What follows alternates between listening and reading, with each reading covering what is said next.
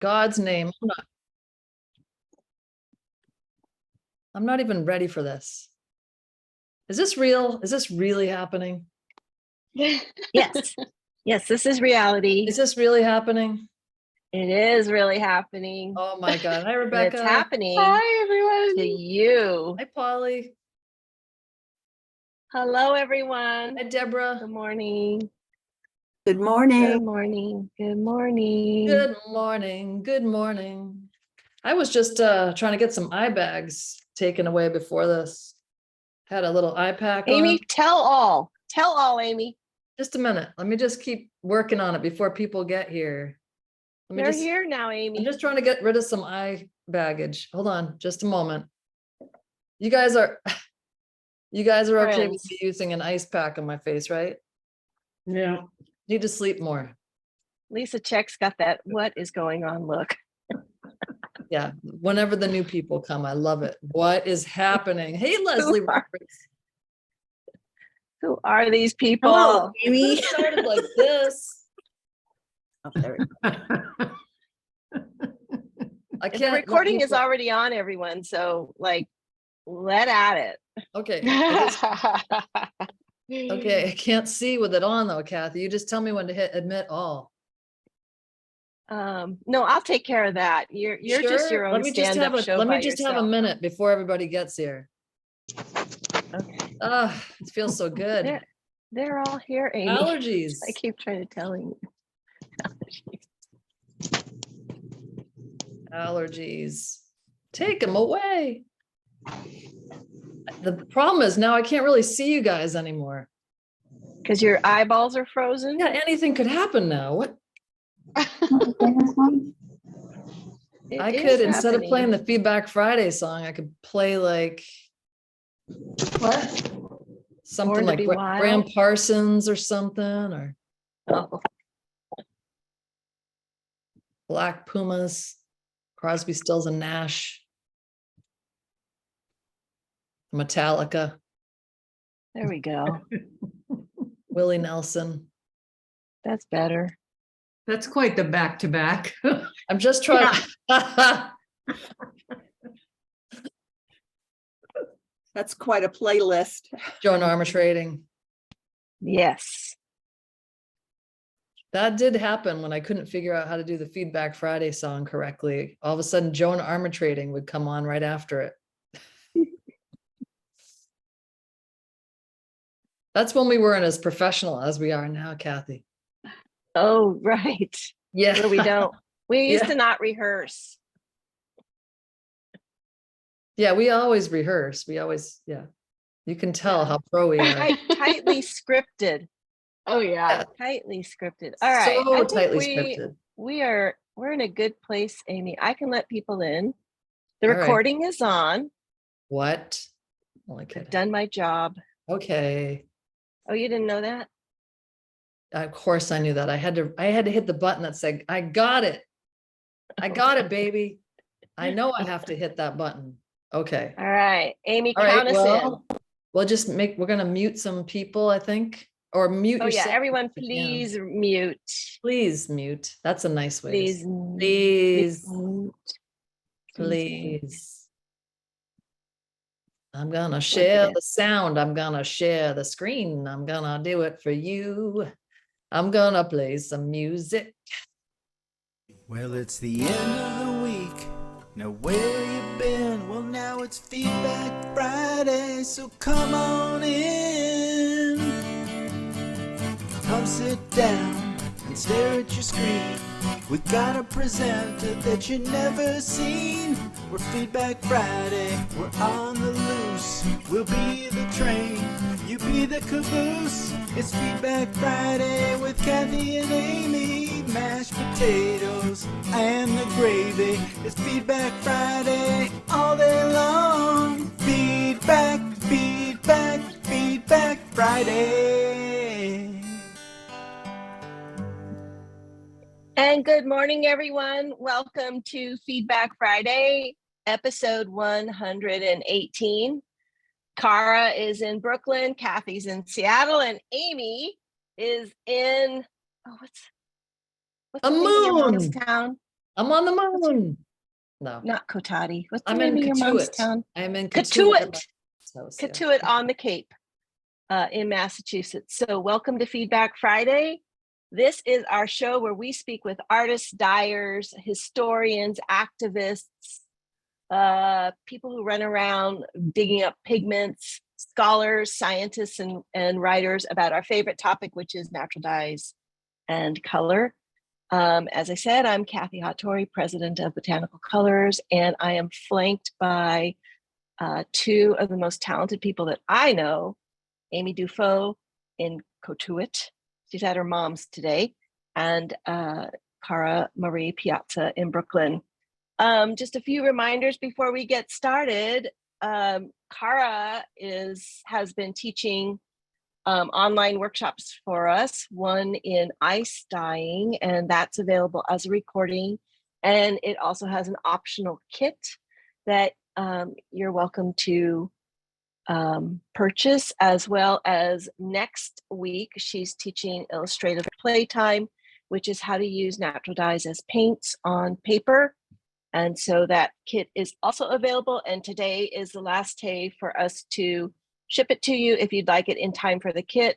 Many of you who are already dyers have much of this stuff already, so don't panic. There is a list on the workshop description that you can look at and just make sure you've got everything. Let's see, seeds, we still got our seeds on sale, but we're almost done. There's still tons of indigo. If you've just been thinking about maybe doing indigo, you better think harder, because it is there and it is ready for you. And it is April, so it's time to get those seeds into the garden so you can have beautiful fresh indigo this summer. So today on Feedback Friday, we're talking with our brand ambassador and energizer person, Cara Marie Piazza. She is going to be speaking on the terroir of color, the ways that we can create natural dye solutions based on locality while maintaining the integrity of the plant. So Cara's going to take us through a little journey of the terroir of Brooklyn, I'm assuming, but maybe other places. And we'll be asking you to think about the local color where you live. And just a little bit of housekeeping. Amy is moderating the chat today, which is where you're going to put your questions after Cara's done with her presentation. And we'll have everybody muted for the presentation, but we'll open it up after for questions. Amy, are you going to also have the chat disabled for Cara's presentation? It is disabled. It is disabled. Okay, sorry guys. Yes. It's disabled, but it'll be open back up after Cara's done, and you can type your questions in there. The call is being recorded, as we were so aptly reminded when Amy had on her eye mask, and we'll have a recording available for you after this meeting. And so now let me have the great pleasure of introducing Cara Marie Piazza. So Cara has been in the natural dye world for well over a decade. And I just remember once I used to read the Huffington Post quite a bit. And one day I saw that there was this young woman who was like throwing garbage on fabric, and it was Cara. And I was both fascinated and horrified. Kathy, That was my did you have to call it garbage? Was it It's a- we- literally? It was garbage. It We'll call was it garbage. garbage. It was Cara, garbage. you'll have And to then put I that heard into the. Cara, Put that. garbage. It was garbage. Then I heard Cara on a podcast or something once. So I was just like, wow, who is this person? So Cara and I have known each other for a bit. And I think every time Amy had me go to New York, we would try to figure out a way to either talk to Cara or see Cara. So it's a great pleasure to have her joining us. And Cara, I know you're going to wow us, so take it away. Thank you both so much. Yeah, I can't, it makes me feel kind of crazy that I've been doing this now for close to a decade, but I'm really excited to be part of the Botanical Colors team. And I feel like it's just such a natural synergy of our forces. So it's been really exciting to like work with you, but in like much more of a close-knit way now. So with that, I will start. Just want to make sure everyone can hear me. Can I get a thumbs up? Everyone's good? We're good. Okay. So I'm going to start sharing my screen. So can everyone see that? And I'm just going to hit play now. So it's big. We're all good? Thumbs up?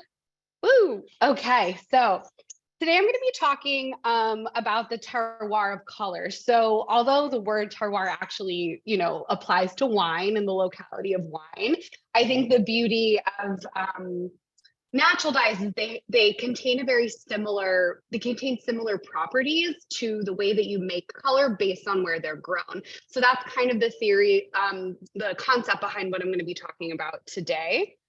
I really believe in creating networks and like the concept of working macro to micro. So how networks can be big, but then also small at the same time. And that's like the beauty of, the internet right now. We can all connect to each other from all over the world. Zoom is this incredible resource that we have where we're all calling in from different places, but we're still kind of working within the same principles of natural dyes and locality and sustainability. So a little bit about myself. I am a natural dyer. I'm currently based in Brooklyn. I run a small scale natural dye studio where I work with both fashion designers, interior designers, and artists to naturally dye their collections for them. I work by hand and by machine, predominantly with only botanical colors dyes, which is amazing. So we work really closely together in that way. I work with extracts, I work with foraged and invasive materials, and I also work a lot with what Kathy said, garbage. So one of the things that Amy's like, we're getting hands up, are food waste, flower waste, and different things and natural materials that people might consider trash. I actually consider them gold. So I'll talk a little bit about that as we go on. So these are some of my offerings. I do techniques like ombre, shibori, batik, bundle dyeing, rusting, hand painting, and more. And then I also offer development packages. So I do everything from like sampling, meaning I do lab dips of color. So that would be like only a small piece of fabric or a whole collection of 150 pieces, like botanical colors as well. And then a sustainable design consultation.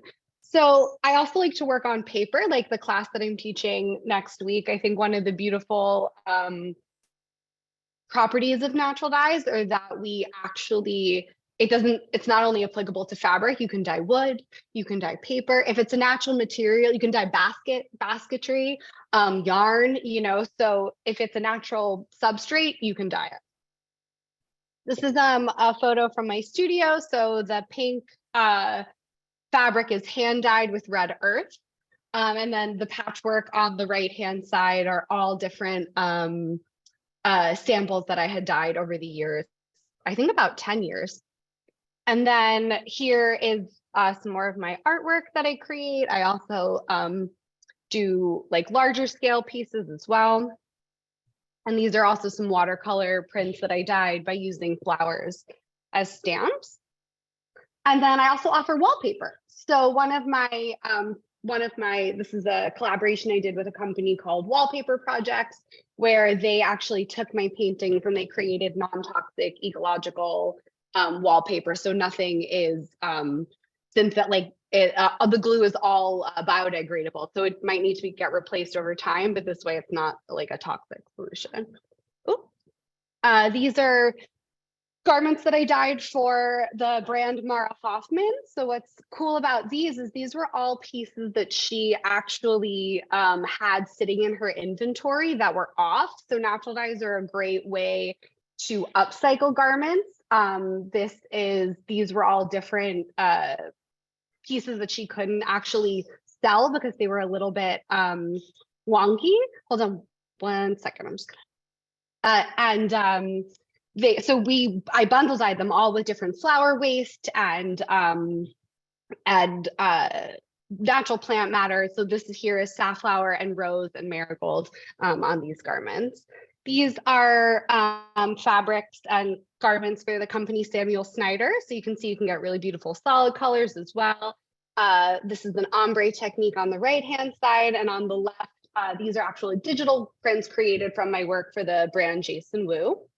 And these are some samples. And this is me, an example by Andrea Gentle, the photographer, of me painting with flowers. So what happens with your fingers when they get stained, which I love. So one of the things I wanted to talk about is why I like to work with natural dyes. The synthetic dye industry is one of the top leaders in polluting our world's water.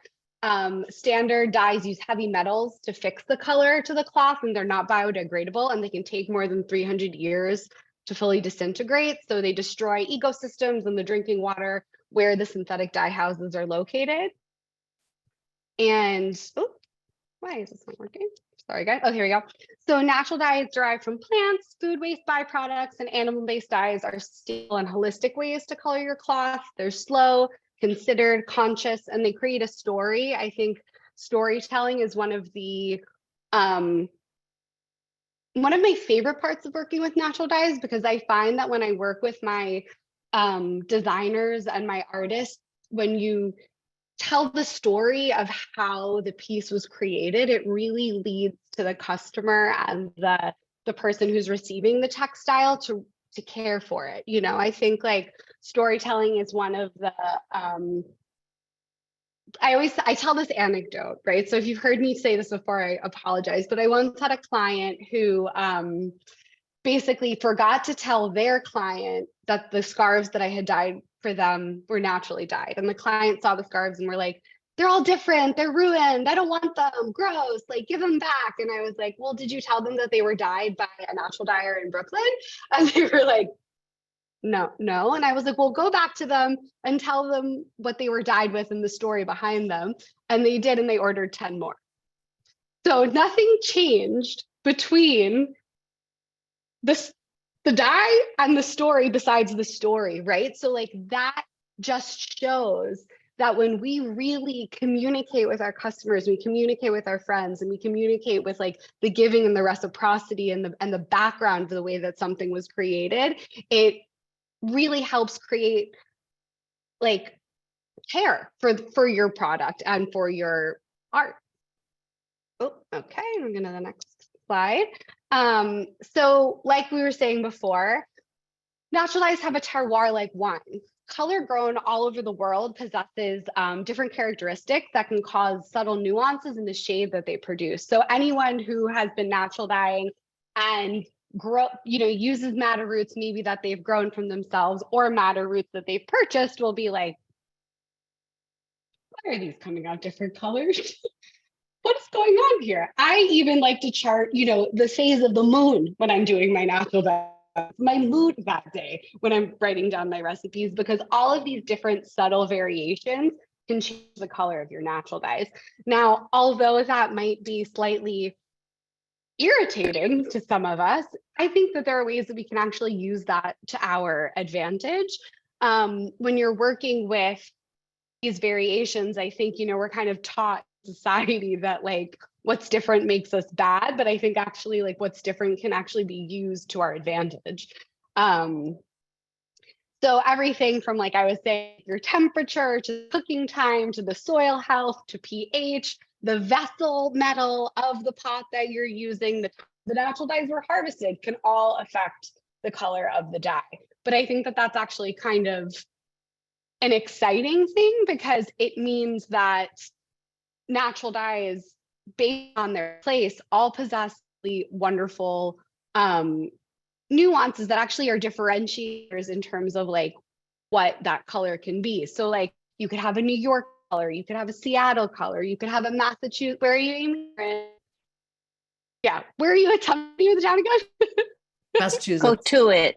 Cotuit, Massachusetts. A Cotuit color. We had someone in Holland. We could have a Holland version of the color. So these are all like different types of identifiers that I think are actually like kind of exciting when we're creating capsule collections. So that's, well, I just repeated my slide before I even showed it to you. So we'll move on to the next one. So I'm really interested in the work of the Italian design theorist Ezio Manzini. He was inspired by Wolfgang Sachs's theory of cosmopolitan localism. So what that means is basically like working with small local communities, but like, how do we integrate that on a macro scale? So for example, how can we implement systems and frameworks of, you know, recipes or dyeing or like education that can be spread across the globe or in different areas, but like the ideology and the framework kind of like works within the area that you are. So for example, I can, which is why I love teaching classes, I can basically tell you my recipe for something, but you can work with the dye plants in your local community to have the same results. So if we all know the rules of natural dyeing and we all have the basic framework of how the process should work, you can then go take that in your local area with your plants you have to create the color based on where you are. Okay. This is one of Wolfgang Sachs's quotes that I really loved. After all, it's only from places that variety crops up because it is in places that people weave the present into their particular thread of history. So I feel like when we're also storytelling, there's so much like fabric. That there are so many fabric synonyms, like we're weaving, we're tying threads together. It's like it's beautiful. It's like we're all really part of like the same woven thread of like community together. So one of the things that I think is really interesting in talking about the macro to micro and working with these natural dye solutions to scale, and when we talk about scale, is that I think a lot of, you know, anyone who's a dyer, which I'm sure most of us are here in the room, knows that like if you're doing it by hand, you really can't do that much work, right? Now, when I say work, I mean like units, like that many. So like for me, for example, like a lot of units are 150 to about 200. Now that seems like a lot, but to scale for a clothing company that's like quite big, like that would be not even a marketing campaign. So this is an example of some work that I've done. Sorry, there's no sound, but you can see this is when I was dyeing in a dye house, and I did it with natural dyes.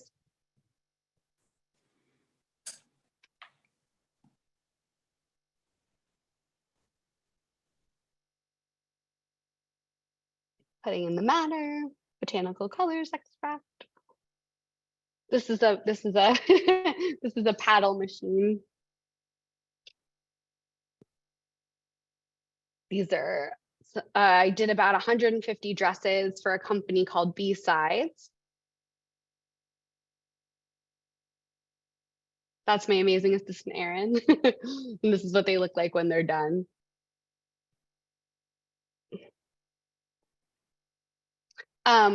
So some ideas I have for kind of creating change working with locality are converting synthetic dye houses into natural dye houses. So, you know, although we can't really apply, I don't think natural dyes should be applied to a company like a Nike, and we'll talk about that in a minute, because their volume could cause an entire dye stuff to go extinct, right? Like it's like they take on they have so many units that like it really wouldn't, it would be like kind of applying a band-aid to an issue that is a dam of like that's super unsustainable, right? So it's like a large company like that actually would really make it would put a big strain on our ecosystems and environments that the natural dyes are grown. So like working in a much smaller way is actually much more sustainable and holistic for when you work with natural dyes. I love the idea of doing community dye baths. So what that would mean is that natural dyers are creating local dye baths using their exhausted dye baths. That's something that I do in my practice. So let's say I have a really big order that happened and I have a bunch of dye pots that I don't need to use anymore. I'll invite a bunch of friends over and I'll say, hey, come, let's have a dye party together. you charge per dip, you have a lot of fun, and then it's also a way to upcycle your old textiles that maybe are stained and you don't want to throw away. So working and then workshops, I think, are an amazing way to like spread the gospel of natural dyes and work with local color. Like I was saying before, I love teaching online and in person, but in person you're really only you can really only teach the amount of people that are in your area that are interested in, probably like 20 to 30 people at a time. Whereas online, the beauty is you can really reach a very large audience and help like people work with what they have that might be different from what you have in your area. So like I was talking about before, companies like Nike could endanger an entire species of dye stuff with one order. Nike sells 25 pairs of shoes a second. Now, when you think about that, that's crazy. I only want to dye 25 pieces of anything at a time, right? So it's like that, that scale can be very harmful. So how do we work with these ideas on local, very small levels to just work with our communities around us instead of thinking in that like large way? So one of my ideas is to create natural dye drops. So what a drop is a company like Supreme or Palace, which are actually like skateboarding companies, will launch these small exclusive collections of about 150 to 500 pieces at a time. So what's beautiful about natural dyes is that that's kind of the amount that we'd want to be working with at once. And then that kind of exclusivity actually like promotes the companies and then also really adheres to the principles of sustainability that we want to be working with. So some ideas for some community dyeing projects: repurposing and upcycling, like we were mentioning before, using dyes from your local businesses. So like I had mentioned, I like to partner with restaurants to collect their food waste, which is like what Kathy was saying was the dyeing with the garbage. And then also I work with a lot of florists to take their flower waste after events, or if like they have, so one example is I work with a company called Fox Fodder Farm here in New York, and they'll call me up on a Sunday, maybe when like all of their flowers are starting to wilt and they're getting their new batch in, and I can come raid their pre-garbage cans, let's say. I don't go in the garbage can, I get it before it goes to the garbage can. And then supplementing local invasive plants with global colors. So I really love working with plants that are typically called weeds. So in New York, actually, goldenrod grows everywhere. Mugwort is all over the place. You can get like, it's really shocking, like the amount of New York City weeds that are just all over the place that you can use for natural dyes is incredible. The one thing I will say is you have to make sure that they don't spray, but the city pesticides, but the city actually has a list of where they do spray. So you can be really mindful of not using invasive plant matter from those places. You also don't want to take too much from the parks. We only want to take a little bit that we need. We always want to be mindful of that. But then working with that alongside like the mordants that you'd need or the different natural dye extracts that you couldn't necessarily grow in New York are a great way to supplement the color from the invasive plants that you can use in your communities. And then, yeah, so like I was saying before, macro to micro options, like being able to take from your local businesses and then also supplement with like dye stuffs that can really stretch the dye a long way. So these are examples of the Kano dye pits in Nigeria. They're 500-year-old vats of indigo. These are actually community dye pits. So sadly, the synthetic dye industry kind of took over. So they're a bit defunct now. They don't like use them as much as they used to anymore. But are there ways that we can create these local dye baths in our communities? Maybe if they only, let's say, pop up for a weekend or in like a community space where we can actually share with the local businesses around us and all work together to do the dyeing. So creating like public works and common spaces. This is another acronym that I love by Ezio Manzini. So being small, local, open, and connected, something that I really try to adhere to in my work. These are some examples of some workshops. So bundle dyeing, teaching online, creating different pH shifts and modifying so we can have like a whole magic show of color. This is an example of an online class that I taught during the pandemic. So, you can also like work at home too. And, if for us that maybe don't have studios, there are ways that you can work safely in your home or your backyard environment as well. So this is, E.F. Schumacher, small is beautiful. I love this quote so much. Wisdom demands new orientation of science and technology toward the organic, the gentle, the elegant, and the beautiful. I love this because I think that one of the things that sometimes we forget with like science is that, beauty is the thing that kind of connects us all. We like do this because we love the way that they look. We love natural dyes. We love things that are beautiful. So kind of like embracing the fact that that's like part of the process, I think is what keeps me going in the sustainability direction. So I also wanted to talk about locality in regards to circular businesses and vertically integrated businesses. So these are a couple of case studies of ways that businesses can work in a holistic and a local way.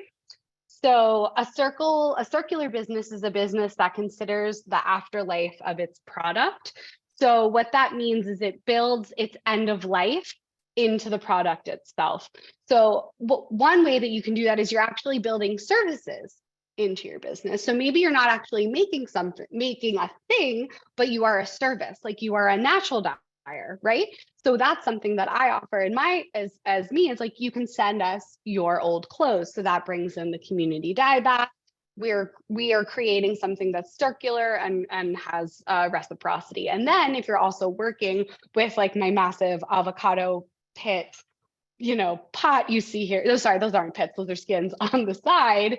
You're also helping other businesses take waste away from their like basically from going to landfill, right? So like I was working, so I got all of these avocado skins here actually from a Spanish restaurant next to my studio who thought I was crazy, but I provided them with the buckets and they said, okay. They just gave me all the pits and peels.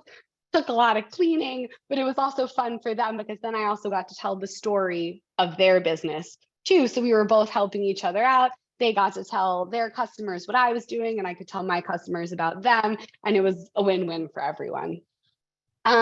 Circular businesses also try and consider working with sustainable and renewable packaging and their marketing materials. That's something to consider too.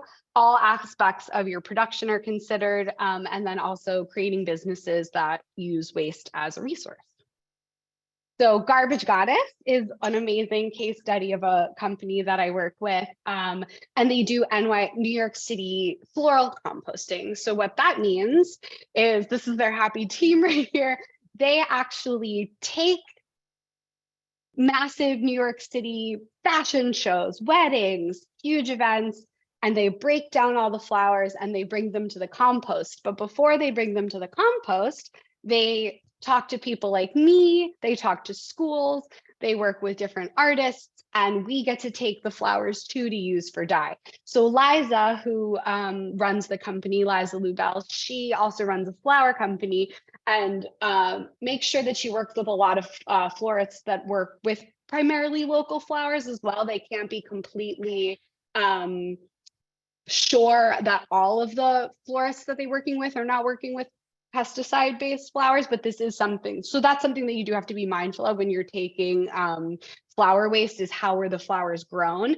Not, you can always be completely have eyes on like if they are a like an organic company or not, but it does divert flower waste from landfill. So that's that's something to be mindful of. And then this is a image of me sitting in an entire pile of roses that I had gotten from one of these events pre-Valentine's Day, actually. And those roses lasted me, I would say, like 9 months. It was kind of insane. A lot of flowers, a lot of dehydrating. So a vertically integrated company is a company that produces and manufactures their own goods. They control their own production and they help minimize carbon footprints in shipping and traveling. So a case study that I wanted to present is the company Older Brother, who makes like beautifully naturally dyed clothing. And you can see it's quite cool. They have great marketing campaigns. They look beautiful, and they're all naturally dyed. So this is an example of some of their work. So you can see they have beautiful indigo, and they do kaki shibu as well. And that is the end of my talk. So I hope that you all were inspired by some ideas that I put forward, and I'm excited to hear all of your questions. Thank you. Let me stop the share. I just want to make Cara, sure. thank you so much. Yeah. Are you guys able to type questions into chat? Can someone just Let's write see. hi to us? Oh, okay. There is something. Okay. Sorry. I was like, There we go. working. Thanks, Madeline.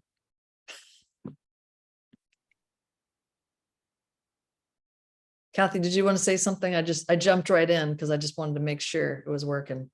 You were jumping. I'm jump also back jumping in. here. Jump in. Jump back in. Jump back. Cara, so great. I do have a question. Yes. Like, do you ever have a situation where a designer says to you, okay, I need you to make me something that's within 6 city blocks or 10 city blocks of where I am? Go find me some stuff. You or know, anything like that, those kinds of challenges? I honestly wish someone would give me a challenge like that. I feel like that would be so exciting. Why don't we challenge them? I think we should Ooh. challenge them to do that. I feel like the issue that a lot of my clients want or they see something and they're like, do that with natural dyes. Like they see a synthetic thing and they're like, give me that, but with natural dyes. And I'm like, oh my God, okay. But I You would just love give that them like the challenge. stink eye and say, seriously? Honestly, as of, the past 4 or 5 years, I give a lot of stink eyes and I've learned boundaries. I think Kathy, you might have helped teach me some boundaries in that department. But now people get a lot big fat NOs from me now because it's crazy making in the world of I mean, the that's fashion part of designers. sustainability is being able to create whatever it is that you're offering to your designer or your customer without like contemplating suicide in the middle of it, or just like really difficult things. Yes. So Yes. good. All right. Amy, do you have some questions? Oh, you want me to jump back in? I think it's time to jump. I'm gonna jump. All right. I'm gonna jump. Okay, let's see. Cara Marie Piazza, thank you so much. Yeah. I You're also welcome. put it in the chat, an article that with a recipe of yours from 2014 when you were God. doing that, said collection of avocado pits and such. Wow. 2014. Oh. Hey, all right. So here's a question. Do you promote the terroir of color when you work with designers to tie a line of product to a particular location or year that the dye stuff was grown? I think like that's a very similar question to what Kathy had just asked. And like, I wish more, like, I think in my own practice, like, for example, the piece that's behind me is, the terroir of my Crown Heights apartment from 6 years ago, right? I only worked with like the local rust and like rainwater and, so it's easier to do, I think, in my artistic practice than it has been in my, I guess like designer for hire fashion, dyer for hire fashion based practice, just because of the scale. I think like sometimes when you're working with local plants, you're kind of, you don't really want to take too much from the environment. You want to only have a little, you want to take a little bit and leave the rest for the wilderness. But I think that there are ways that you can kind of get around doing that by like working with like I don't know why this is coming to me right now, like rust, I think is a really interesting way to like impart the, I guess, like photograph, I guess, of the place that you're in, because you can kind of work with the stuff that's around you, especially in the city. Like it might sound a little bit gross, but like rust and weeds, I think, are kind of the main way that I would promote working with like the terroir of like an urban environment, if that makes sense. Yeah. Yeah. This is actually a really interesting question I never thought of. Do the pesticides in some florist flowers interfere with using them as dyes? So that's something that is important to be mindful of, you know, like although we do work with natural dyes, oh my God, I have it right here. I wear my dust respirator mask. It's not sexy, but it's important that when you're working with fine powders that you have a mask on. So working with pesticides, I haven't noticed that it's made like, let's say I'm working with like my trash flowers. I haven't noticed a difference in pattern or technique or like, you know, the way that it like physically looks. I would just be mindful to wear gloves, wear a mask, make sure that you're, you know, it's just kind of the way that the cookie crumbles in that department. Be mindful of vapors if you're steaming. Try and do it outside if you can. Those would be my health and safety tips around working with the flower trash aspect of things. If you're not sure that there isn't pesticides on the flowers. Cara, Yes. could you just give us an idea, like, is the trend in floral supply, is the trend that it's still coming from basically another continent and No. it's conventionally farmed, or are you seeing a trend of organic and local?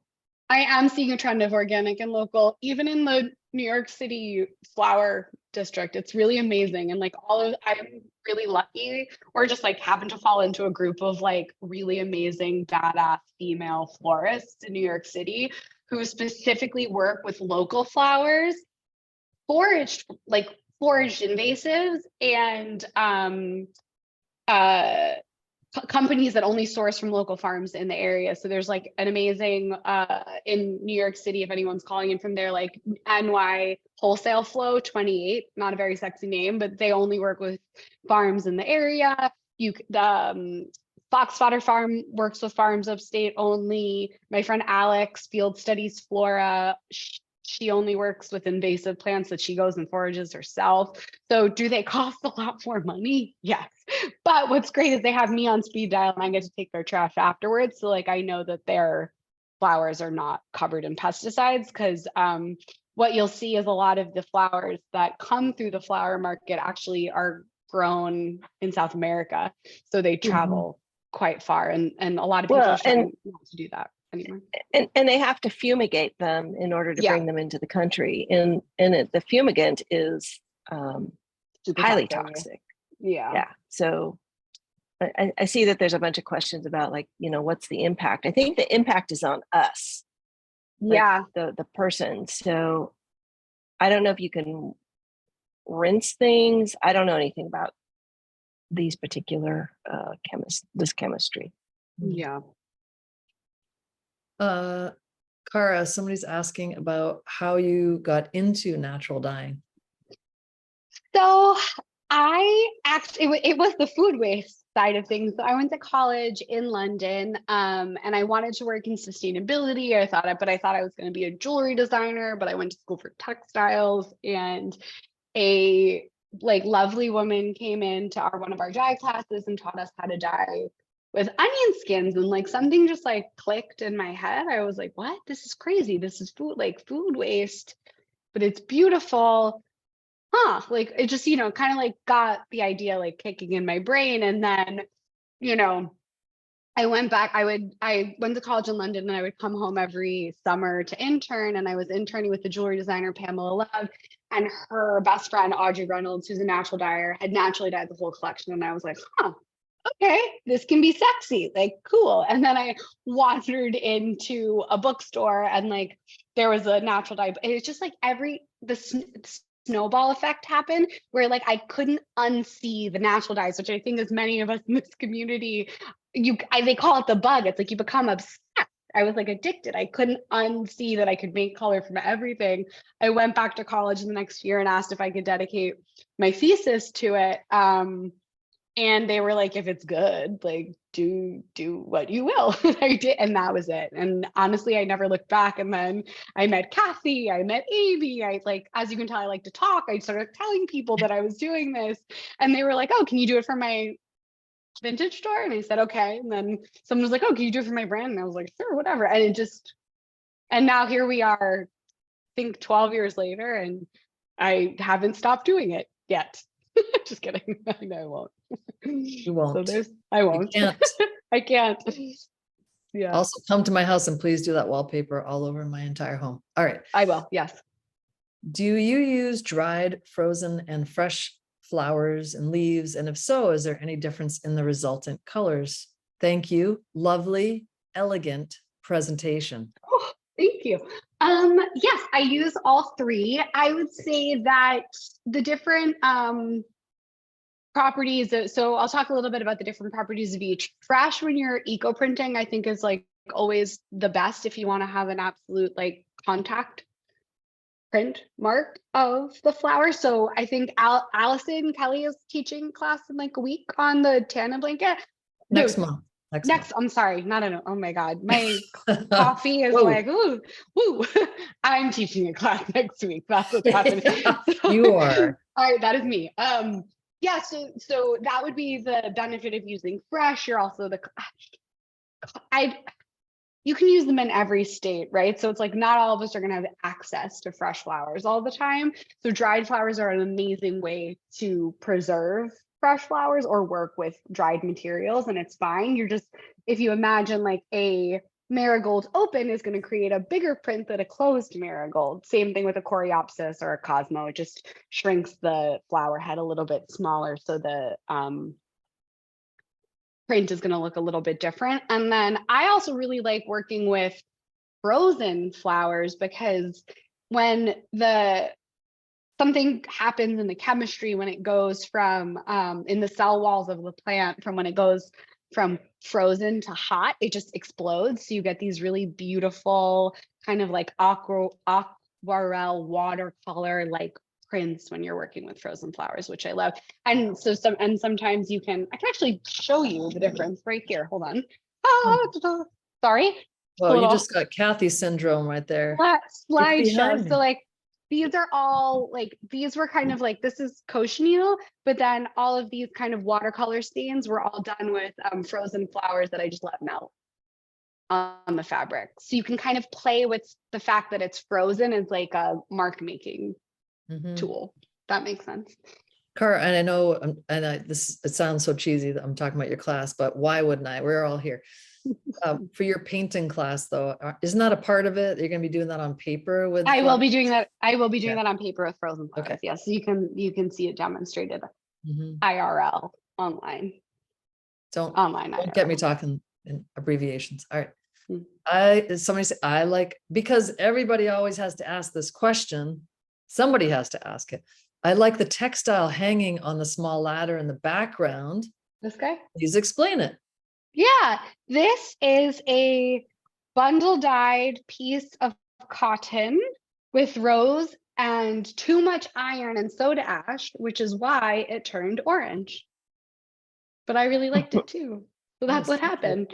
I put way too much soda ash on it. So the soda ash mixed with the iron and it made this pretty rust color. And I was like, oh, happy accident. There you go. Okay. I just wanted to mention that Michelle O'Reilly said, thanks to you, CMP, I have built an avocado sauce from my local restaurant. Look what you did. This is what we love. We love to hear this. You inspired. Yes. Supply chain empowerment. Supply chain empowerment. May you all have it. What does it mean to dehydrate flowers?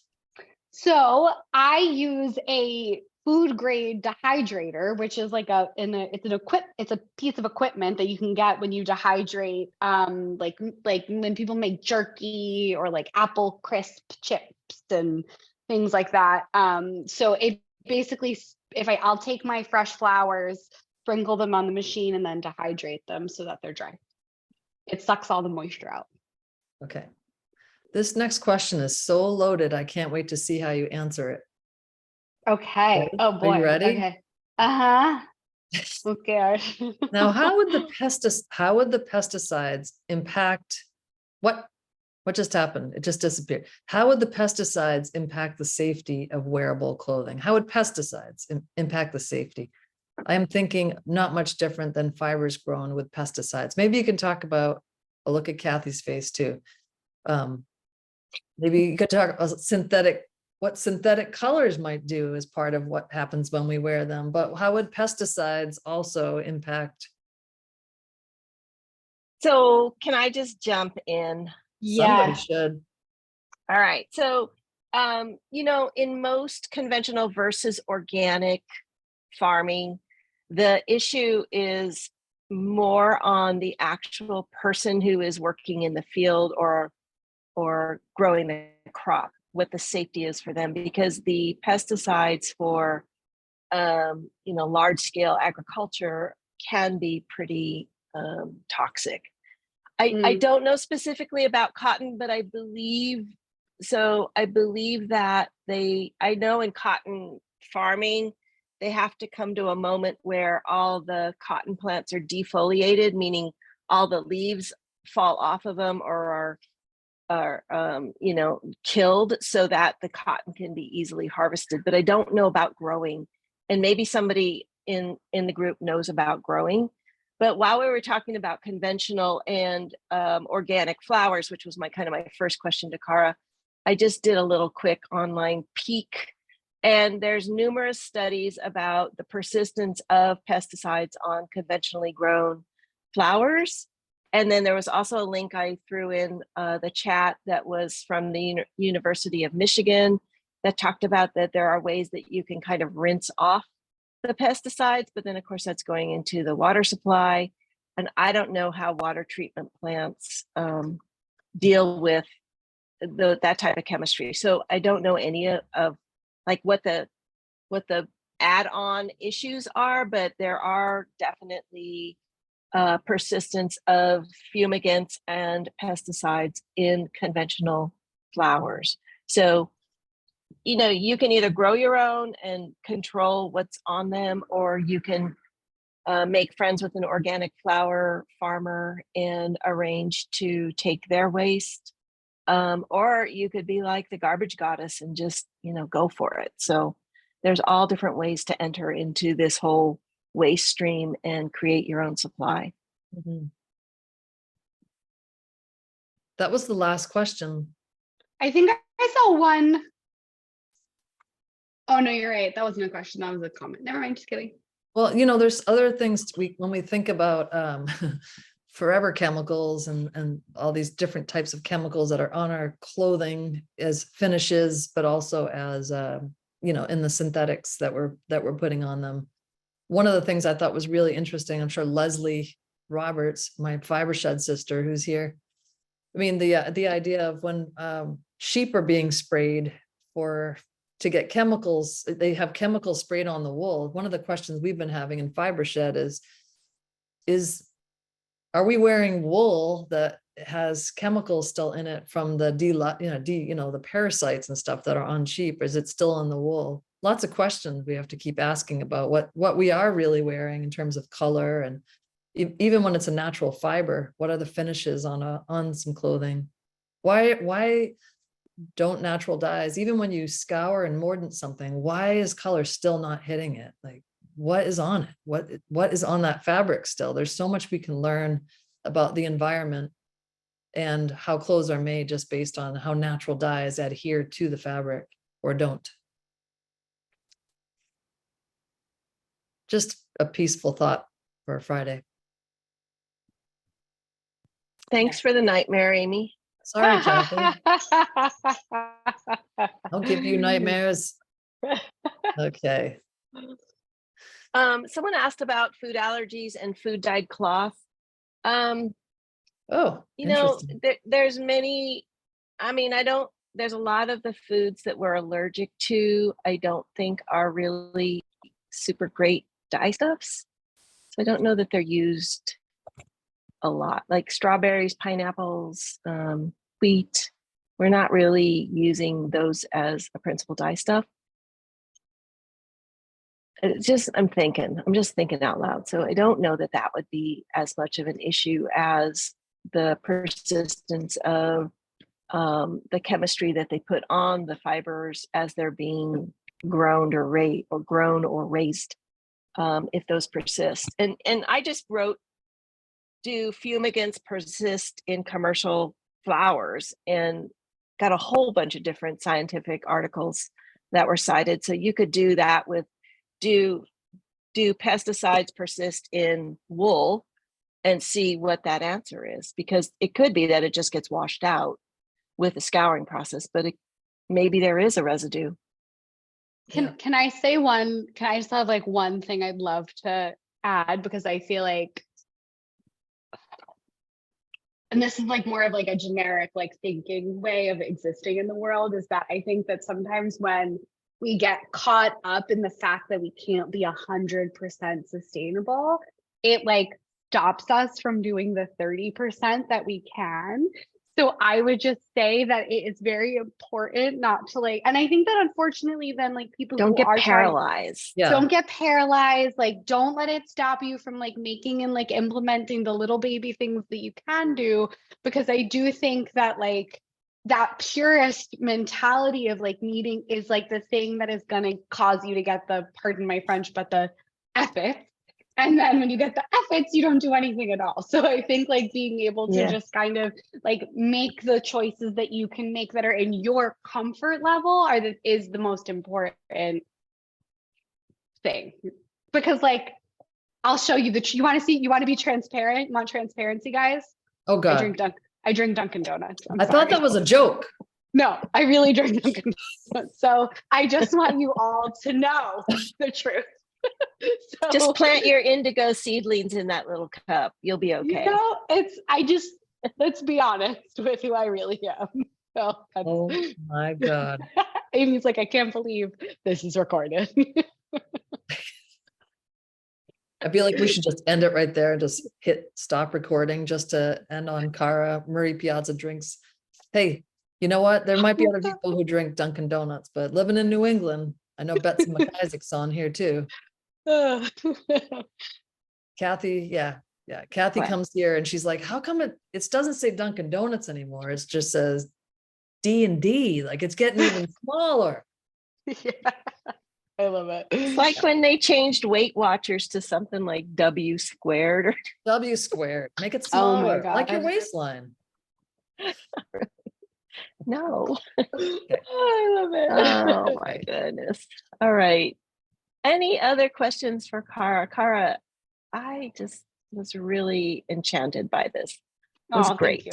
Thank you guys. So You're always inspiring. And I did put Cara's a link to all things Cara Marie Piazza in the chat, because Cara has the painting class next weekend and also has an ice dyeing recording.